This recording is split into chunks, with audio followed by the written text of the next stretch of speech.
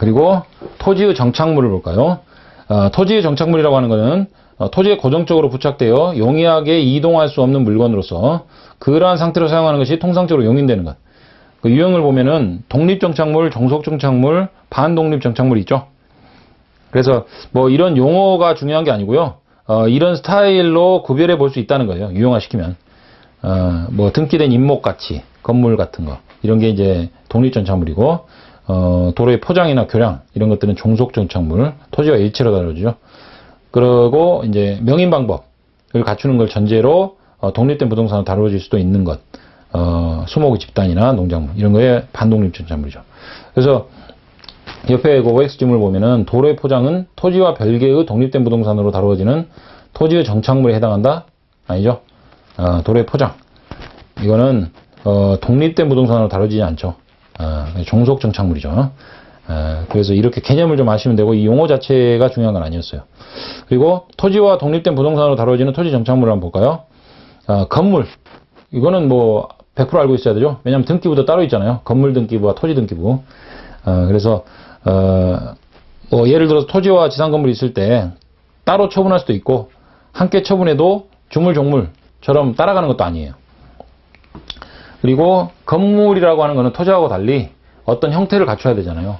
그래서 어느 단계를 건물로 볼 것이냐 이게 문제되는데 판례는 일단 어떤 그 기둥이 세워지고요. 그리고 기둥의 벽이 이렇게 쳐지고 위에 지붕이 올라가면 그거는 이제 건물로 보게 돼요. 그때 상량하는 거 있죠. 그래서 그 정도는 돼야 건물로 보기 때문에 그거는 이해를 하고 계셔야 될 것 같고 사회통념상 판단하지만 그리고 물리적으로는 건물 일부라도 독립된 건물로 사용될 수 있을 때 구분 소유 등기하는 걸 전제로 아파트 보면은 그 아파트 동 전체가 등기가 돼 있습니까? 아니죠. 각 호별로 있죠. 호별로 소유자가 다를 수 있는 거예요. 그래서 이거는 독립된 집합 건물의 구분 소유에 관한 독립된 건물로 볼 수 있다는 거고 임목법상 임목과 뒤에 보면은 그 밖에 수목이 있어요. 이거를 이제 처음에 공부하시는 분들은 잘 구별을 못해요. 근데 임목법상 임목은요, 그 임목의 그 종류가 딱 정해져 있어요. 정해져 있고 등기를 할 수가 있어요. 그래서 임목법에 의한 법률에 의해 임목등기부에 소유권 보존 등기 받은 것을 임목이라고 한다. 이러면은 공시 방법이 갖춰졌기 때문에 독립한 부동산으로 봐도 되겠죠.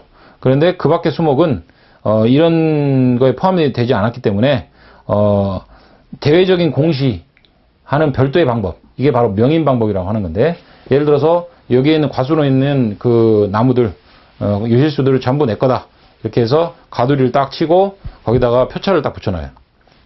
주인 100 건드리지 말고 누구누구 소유 이렇게 그러면 그게 이제 명인 방법이라고 하는 건데 그런 표차를 붙이는 것이 일반적으로 명인 방법이에요. 이러면은 이제 별도의 그 토지와 독립하여 거래할 수 있겠죠. 그리고 미분리 과실 이거는 이제 수목 일부인데 명인 방법을 갖추면 독립거래가 가능하다는 거. 농작물은 토지의 정착물이라고 볼 수 있죠. 토지의 일부인데 정당한 권원에 의해서 재배한 농작물은 부합하지 않고 독립된 부동산이 될 수 있어요. 이게 민법의 이제 그 기본 원칙이죠. 그런데 판례는 밑에 한번 볼까요? 농작물에 한해서는 예외를 둬서 권원 없이 재배하였다고 하더라도 원래는 정당한 권원에 의해서 재배해야 되잖아요. 그렇더라도 나아가 위법하게 경작한 때에도 심지어는 농작물의 소유권은 언제나 즉 명인방법을 갖출 필요도 없이 경작자에게 있는 것으로 해석한다. 조심해야겠죠? 언제나 이런 표현이 판례 표현이 들어갔단 말이에요. 그러니까 이거 뭐 예외 없는 원칙은 없다는데 이러면 틀린 거겠네? 딱 틀렸다고 해버리면 답이 틀리게 되죠. 그죠? 그러니까 이거는 그 헌법상 그 경자유전의 원칙이 있지 않습니까? 농작물을 지은 사람한테 이득이 돌아가도록 하는 경자유전, 옛날에 소장농 뭐 이런 제도에 문제가 있었기 때문에 그리고 농사를 짓는 사람들이 전부 토지를 소유하지 않는 경우도 있어요. 왜냐하면 영세하기 때문에. 그러면 그런 경우에는 농작물을 지었는데 1년간 농사를 지었단 말이에요. 그런데 그거는 토지에 부합되니까 토지 소유자 거다? 그럼 너무 가혹하지 않습니까? 그죠? 그래서 이런 예외적인 판례가 나왔던 것 같아요. 그렇게 이해를 하시면 될 것 같고, 그리고 동산은 부동산 이외의 물건은 모두 동산이다. 그죠? 부동산, 토지 및 그 정착물, 그게 부동산이고요. 그 외에는 동산이라는 건. 그래서 선박과 항공기가 동산입니까? 부동산입니까? 토지 및 정착물이 아니죠? 그럼 동산이에요. 다만 등록에 의해서 공시방법이 갖춰져 있다는 것이기 때문에 소유권이나 저당권 설정의 대상이 될 수 있다는 거죠. 그런 특징이 있을 뿐이지 성격 자체는 동산이에요. 그리고 특수한 동산으로 금전. 자, 금전이 예를 들어서 어떤 돈 10,000원짜리가 있다 이거예요. 그러면 그 10,000원짜리가 어떤 그 동산으로 볼 수 있나요? 동산으로 볼 수 있으려면은 물론 이제 토지 및 정착물이 아니니까 동산인데, 그 금전은요, 금전이라는 그 물질 자체가 대상이 되는 게 아니라 가치가 대상이죠. 가치를 현출하고 있는 상징일 뿐이에요. 표식이죠. 그러니까 뭐 10,000원짜리가 있었을 때 다른 10,000원짜리로 갚아도 되잖아요. 그죠? 꼭 그 일련 번호가 똑같은 그걸 줘야 됩니까? 그건 아니잖아요. 그래서 그런 특징이 있기 때문에 다른 어떤 그 예외적인 경우를 규정하는 거죠. 그래서 금전을 만약에 도난을 당했다. 그러면 그 물권적 청구권을 행사합니까? 그 지폐, 그 일련 번호가 그 지폐를 돌려달라고 합니까? 그건 아니죠. 네가 이걸로 인해서 가치를 취득했기 때문에 그 가치는 부당하다. 그래서 부당이득 반환 청구를 하거나 아니면 위법하게 가져와서 내가 손해를 봤으니까 불법행위에 의한 손해배상 청구를 하거나 이렇게 되겠죠. 그래서 그거는 이제 그 가치의 대상으로 되기 때문에 동산임에도 불구하고 물권적 청구권을 행사하는 게 아니라는 거. 그걸 이해를 하시고요. 그래서 이제 선의취득이나 간접점유 관계도 인정될 여지가 없죠. 금전은요. 그 다음에 주물과 종물. 예, 주물과 종물이 세 번째네요. 그죠? 요거부터 보고, 그 다음에 요거 보겠습니다. 주물과 종물. 아까 그 주된 권리, 종된 권리 나왔을 때 뒤에서 설명한다고 했는데 여기서 설명하면 되겠네요. 자, 의의를 보면은 각각 독립된 두 개의 물건 사이에 한 편이 다른 한편의 효용을 돕는 관계. 즉, 배와 노. 배가 주물, 노가 배가 가는 걸 돕죠. 그러니까 종물. 이렇게 되죠. 그래서 민법 100조 1항에 물건의 소유자가 그 물건을 상용에 공하기 위하여 자기 소유인 다른 물건을 이에 부속하게 한 때에는 그 부속물은 종물이다. 라고 종물의 요건을 규정했고, 2항은 그 효과인데 종물은 주물의 처분에 따른다. 이렇게 돼 있어요. 그래서 옆에 지문 볼까요? 물건의 소유자가 그 물건을 상용에 공하기 위하여 타인 소유의 다른 물건을 이에 부속하게 한 때는 그 부속물은 종물이다. 상용에 공하기 위하여 타인 소유인 다른 물건. 그건 아니죠. 자기 소유인 다른 물건. 여기 자기 소유라고 조문에 돼 있잖아요. 그죠? 물론 이제 그걸 절대적으로 보진 않지만, 일단 기준은 민법 조문이에요. 조문 그대로 나온 지문인데 다르게 바뀌었다. 그럼 틀린 거죠. 그죠? 그렇게 판단하셔야 돼요.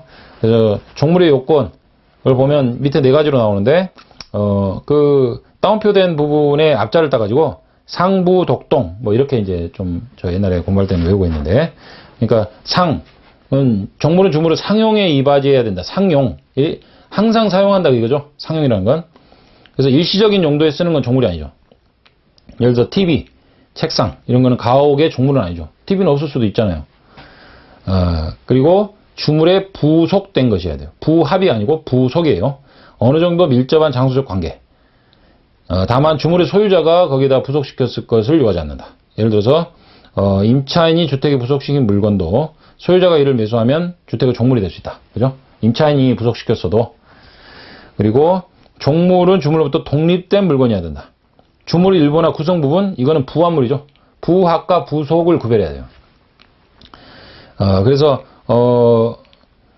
독립한 물건이면 동산이든 부동산이든 불문한데, 예를 들어서 주택에 딸린 광 이런 것도 종물이 되겠죠. 그리고 모두 동일한 소유자에 속하는 것이어야 돼요. 즉 자기 소유인 다른 물건이라고 했죠 아까. 그죠? 그래서 종물은 주물의 처분에 따르게 되는데, 만약에 양자 소유자가 다르면 종물에 대해서 이유 없이 소유권을 잃기 때문인데, 그래서 제3자 권리를 해할 우려가 없는 경우에는 무방하다는 게 이런 예외인 거죠. 그죠? 그래서 원칙적으로 주물과 종물의 소유자가 모두 동일해야 하는 것은 아니다. 원칙이란 말이 들어갔으니까 틀린 거죠. 그죠? 그리고 종물의 효과, 주물은 주물의 처분에 따른다 그랬죠. 그래서 그렇게 이해를 하시고, 그리고 채권자는 2번 볼까요? 채권자는 종물에 대해서만 강제 입행하는 건 허용되지 않는 것으로 됩니다. 그죠? 주물은 종물은 주물의 처분에 따르니까. 그리고 다만 100조는 강행 규정이 아니기 때문에 당사자 특약으로 주물을 처분할 때 종물을 제외할 수도 있고 종물만 따로 처분할 수 있는 것으로 할 수도 있어요. 다만 이제 저당권의 경우에는 이런 취지를 등기해야만 제3자에게 대항할 수 있고요. 그리고 주된 권리, 종된 권리 유추 적용. 100조의 주물종물은 물건 상호간의 관계에 관한 것이지만 이러한 결합관계는 주된 권리, 종된 권리도 유추 적용된다. 예를 들어서 원본 채권이 양도되면 이자 채권도 양도되고 그리고 건물이 양도되면 그 대지 임차권, 지상권도 양도되고 이런 거 그렇게 이제 이해를 하시면 되고요. 원물과 과실을 볼까요? 물건으로부터 생기는 수익을 과실이라고 하고 과실을 생겨하는 물건을 원물이라고 합니다. 그래서 민법 101조하고 102조에 규정이 있는데 뒤에 보면은 천연과실과 법정과실이 나와요. 이 부분은 좀 개념을 이해할 필요가 있어요. 먼저 천연과실 볼까요? 천연과실은 물건의 용법에 의하여 수취하는 산출물. 그 물건의 용법에 의한다는 건 원물의 경제적 용도에 따른다. 꼭 자연적으로 생산되는 물건이 하나지 않고 인공적으로 수취되는 것이라도 원물이 곧바로 소모되지 않고 경제적 건지에서 원물의 수익이라고 인정될 수 있는 것도 포함한다. 그죠? 천연과실 귀속은 원물로부터 분리하는 때에 이를 수취할 권리자에 속한다. 그래서 천연과실의 수취권자라 그래가지고 밑에 이제 예가 있어요. 원칙적으로는 원물 소유자인데 예외적으로 선의점유자나 지상권자, 전세권자, 유치권자 이런 사람들 수취권을 가지고 다만 이제 강행 규정이 아니기 때문에 당사자 합의로 수취권자를 정할 수 있다는 거. 그리고 미분리의 천연과실은 명인 방법에 의한 공실 전제로 독립된 물건이다. 앞에 나왔죠. 그리고 법정과실. 법정과실은 물건의 사용대가로 받는 금전기타 물건. 사용대가. 그래서 예를 들어서 그 임차권, 지상권에서 그 사용료 그리고 금전대차에서 이자 뭐 이런 것들이 그 사용대가죠. 그래서 이거는 법정과실이고요. 그 법정과실의 귀속은 수취할 권리의 존속기간 일수의 비율로 취득한다. 존속기간 일수의 비율. 강행 규정이 아니기 때문에 다른 특약을 맺을 수도 있다는 거. 그렇게 이해를 하시면 되겠습니다. 여기까지 보겠습니다.